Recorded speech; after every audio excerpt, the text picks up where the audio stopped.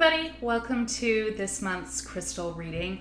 Coming out a few days late, but I took a long weekend to kind of unplug, rest, replenish, which felt really quite necessary to my system.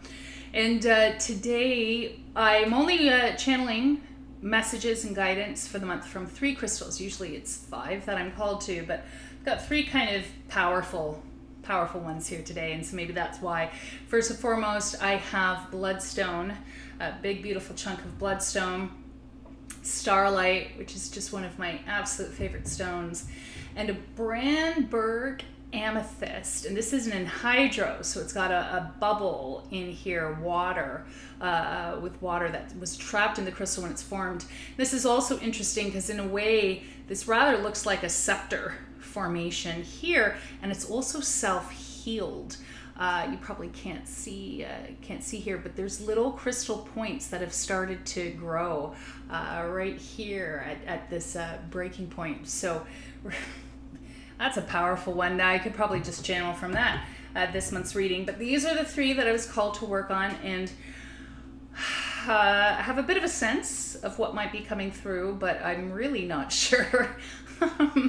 I think that kind of sums up a lot of people's feelings about this month in this year that so far has been just a massive transformative year. And you know, when we talk of alchemy and transformation and awakening and enlightenment and growth, healing, you know, a lot of people may expect that to be like a really smooth and peaceful and loving sort of, you know, transformation or experience, and oftentimes it's chaotic, it's messy, it's violent.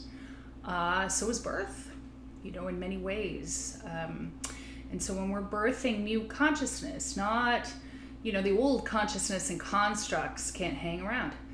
They got to come down. So we see this patterning out individually and collectively in so many places, and so many different stories. You know, you can apply that to any context that occurs to you or that applies to you, because it's just holographically, it's just happening for everyone, and they're feeling their sense of reality, the old ways, however they may be. So tuning into this message, I guess I already have been, from the bloodstone. I love bloodstone because it's such a grounding and stabilizing and nurturing energy. And Pro Crystal Healer, I talk about bloodstone, you know, many things, but especially when it comes to stabilizing that sacral chakra, which is our emotional storehouse. It's how we connect socially, it's how we connect intimately, it's our creative energy, it's our passion, it's our fire. A lot of energy collectively has been channeling through the sacral chakra of humanity, if you want, because you could, you know, we have, you know, and there are many different chakra systems, by the way. I'm referring to the Hindu system, but there's many different systems actually in the world that show up from different cultures and teachings. This just always seemed to work for me in terms of an energetic map or blueprint. But yeah, so coming back to, you know, how we can etherically blueprint out, right? We have our own system, and then, you know, what shows up in our auras, and then what then shows up in the etheric and the astral plane, and, you know, moving out through those liminal thresholds, and then global and national and family and tribal and all these other things. And so we can certainly, you know, take a look at that sacral chakra of humanity, and, you know, in the evolution of the chakras, first we have the root, that develops, and then we've got the sacral, you know, and these are core childhood development points, you know, as we grow, and we're certainly in sort of this growth point. So part of this is about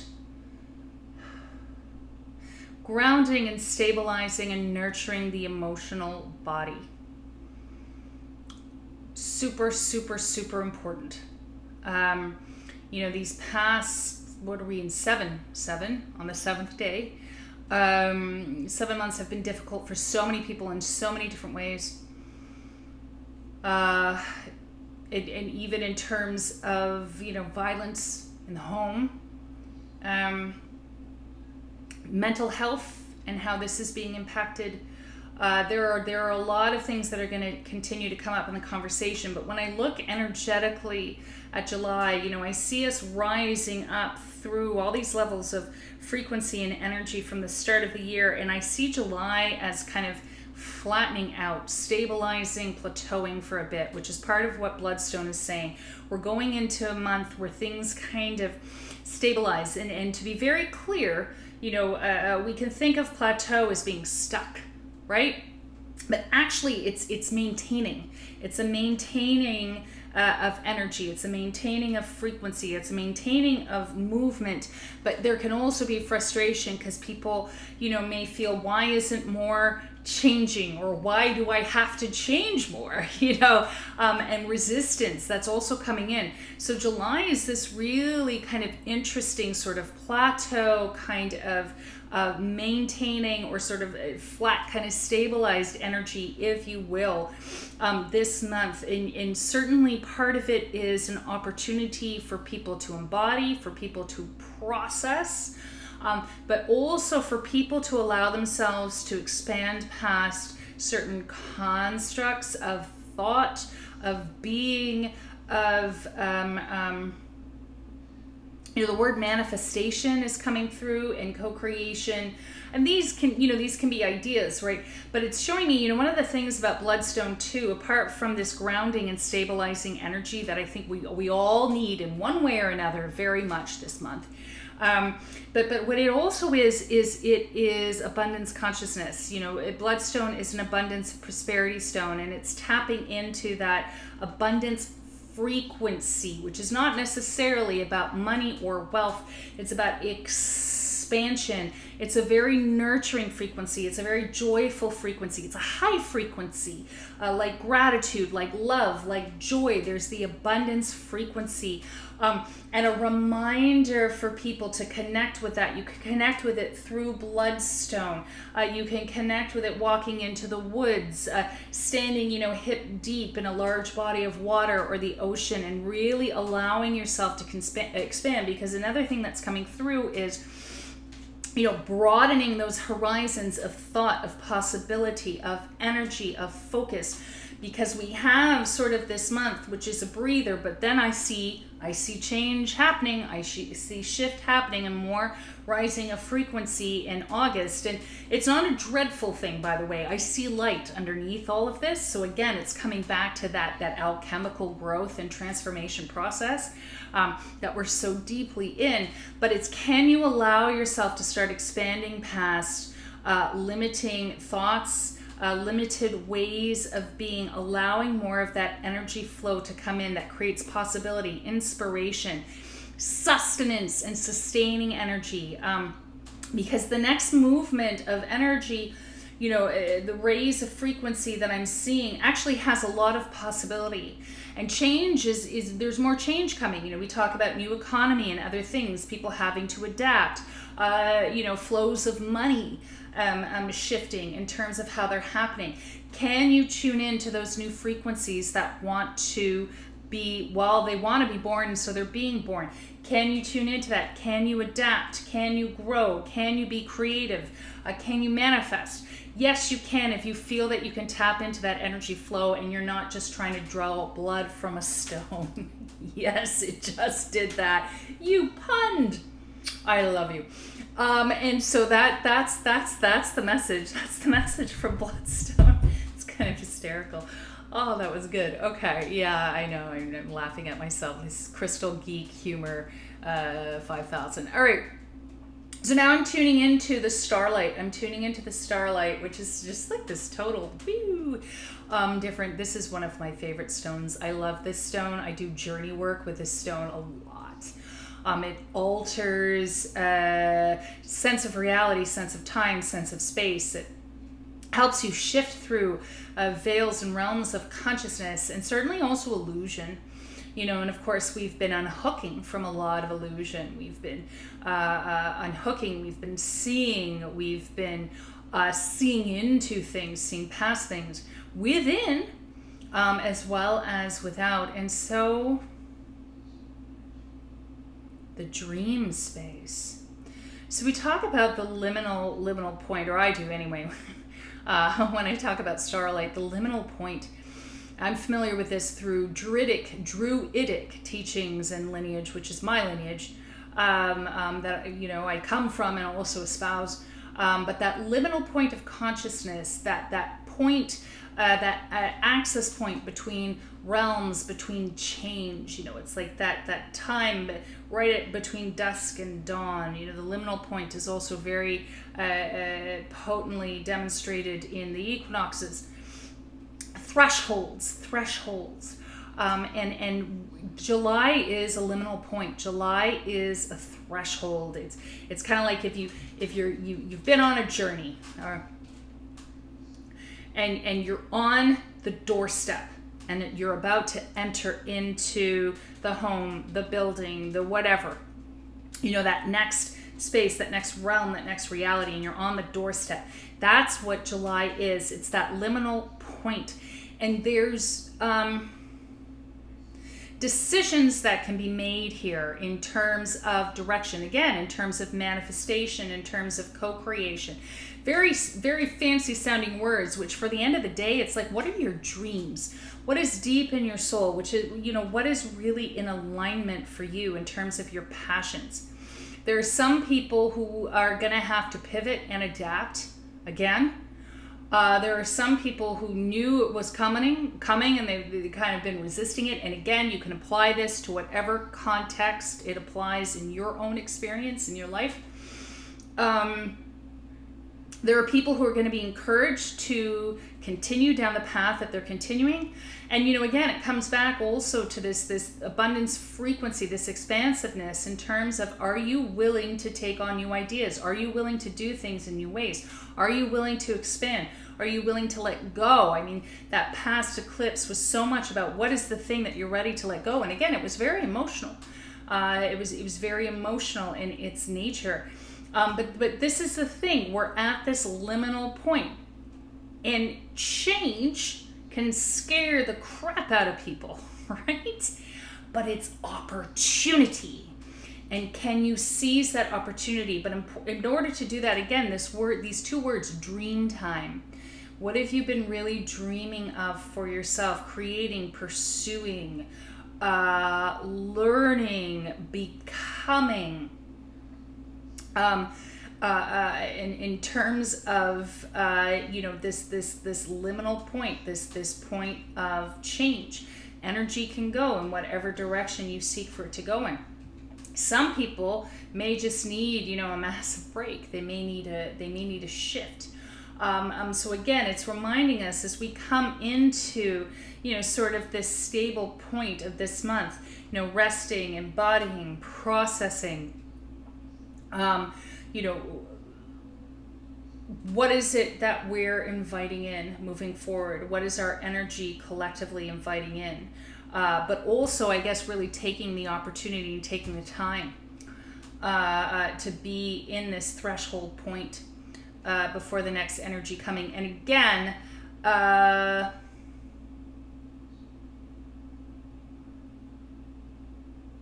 don't see it as being negative. I don't see it as cause for fear, anxiety, dread. I just see it as more of the change that we knew was coming. I think a lot of this feels economy-based. But it also feels in terms of path and purpose. There may be a lot of you out there who you've been hearing that more and more. You're being called to that more and more. What is my path? What is my purpose? You're really at this threshold point, and so it's becoming ready to be open to that.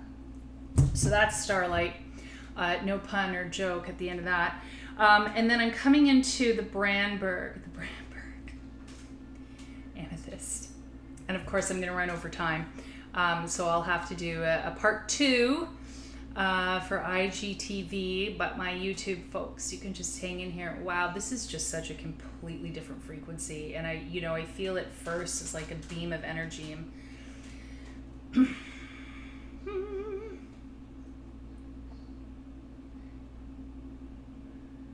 Oh, okay. So this is totally different. So this is something else. It's gonna be a lot of downloads this month. A lot of spiritual downloads, guidance, information. So again, it's coming back to sort of this stable point has been delivered to us, this liminal point, so that access consciousness is what's coming through. Access consciousness keeps coming through, but I'm definitely seeing more third eye activation. So for those of you who have been looking, you've been feeling blocked in your intuition, your psychic development, you want it to grow, a lot of that may start to pop open. So be aware of that, possibly be prepared for that. I see pineal gland activation, I see like this antenna, a lot of information coming from the cosmos being downloaded this month. And it's interesting how Staurolite was talking about dream time and liminal point and seeing through the veils. There's going to be a lot of active dreaming, a lot of reawakened active dreaming, lucid dreaming, people learning and receiving things in their dreams as they sleep. So certainly, keeping a dream journal, paying attention to that stuff, welcoming that stuff. You can even have like certain little crystals under your pillow if there's specific things or intentions that you want to come filtering through your dreams. But also for some of you, again, that's shining the way. People who have been feeling lost, people who have been feeling stuck, people who have been feeling, I don't know where to go, I don't know how to move forward, just a lot of things this way. And also like maybe big dreams that were put on hold. Or parts of selves that have been forgotten that are also reawakening, past life memory. There's going to be a lot activated this month, and you may spend the whole month just watching TV and like whatever, and in the meantime all this stuff is going on in the background. Or you can also mindfully usher it in. Again, it comes back to those themes of co-creation and manifestation. But that's what I'm seeing. I'm seeing a big time activation and downloads. And of course that makes sense if the pattern holds the way I'm being shown that it's going to for this month. It makes sense. It's in those rest periods where we process, where we embody, that a lot can drop through. Ooh, chills. So again, for those of you who are seeking to invite that in, certainly be open to it. Make sure you take care of yourselves. The body needs a lot of care. When we're going through spiritual expansion or receiving spiritual downloads and stuff like that, it's your body that ultimately has to be able to contain that energy, ground, sustain, embody that energy. So really taking care of the physical body, but again also the emotional self. Seeing a lot of emotional nurturing. There's been so much focus on like energy and energy clearing and all this other stuff. I'm seeing a real strong message to nurture the emotional self, take care of the emotional self, meet the emotional needs in whatever way you can, and more so if you already have been, being in those conversations with yourselves and others in terms of your feelings, but also knowing that there's some big time energy frequencies coming in and being downloaded this month. And that is also in support, saying, just as we're wrapping up here, of our seers, our healers, our mediums, our speakers, our leaders, our guides, who have been walking us through. This is also in support of that, as well as helping to ground and sustain levels of consciousness we need as we continue to move through the shifts. So that's it. That's the reading for July. So I do hope that was of service to you guys. It's certainly given me some food for thought for myself, and I look forward to reading your comments in terms of whether or not any of this resonated. If you have any of these crystals that you plan to work with this month, or any others that you feel called to work with, and we'll continue to walk each other along this path. Blessings be.